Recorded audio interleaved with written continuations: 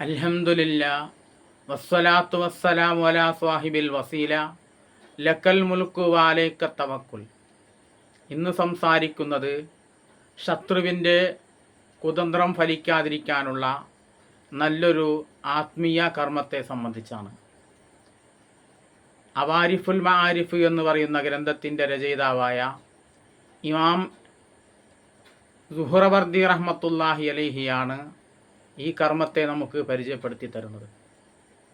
ഇമാം സുഹ്റവർദി റഹ്മത്തുള്ളാഹി അലൈഹി പറയുന്നു, വമനുബുത്തുലിയ ബി അദുവിൻ ഫദക്കർ സ്മല്ലാഹി തആല യാ ജബ്ബാറു ബാദ ഖംസി സ്വലവാത്തിൻ.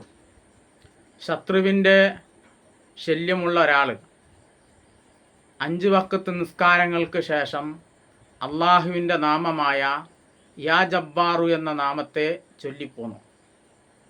എത്ര എണ്ണം ചെല്ലണമെന്നില്ല, നമുക്കിഷ്ടമുള്ള ഒരു എണ്ണം കണക്കാക്കി 5 വഖത്ത് നിസ്കാരങ്ങൾക്ക് ശേഷവും ഈ യാ ജബ്ബാറു എന്ന ഇസ്മിനെ ചൊല്ലിക്കൊണ്ടിരിക്കുക.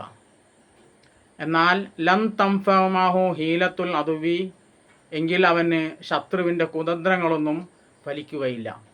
ശത്രു ഏതു വിധത്തിൽ അവനെ ഉപദ്രവിക്കാൻ നോക്കിയാലും ഫലം കാണുകയില്ല.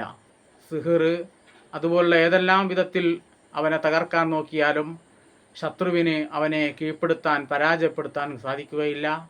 അള്ളാഹു ഇസ്മിൻ്റെ ബറക്കത്ത് കൊണ്ട് ശത്രുക്കളുടെ നിരന്തരമായ ശല്യങ്ങളിൽ നിന്ന്, ബുദ്ധിമുട്ടുകളിൽ നിന്ന് നമ്മെ കാത്തുരക്ഷിക്കട്ടെ. അള്ളാഹു ഇഹപര വിജയിൽ നമ്മെ ഉൾപ്പെടുത്തി അനുഗ്രഹിക്കട്ടെ. വാഹിറു ദഅവാനാ അൽഹംദുലില്ലാഹി റബ്ബിൽ ആലമീൻ. അസ്സലാമു അലൈക്കും വറഹ്മത്തുള്ളാഹി തആല വബറകാതുഹു.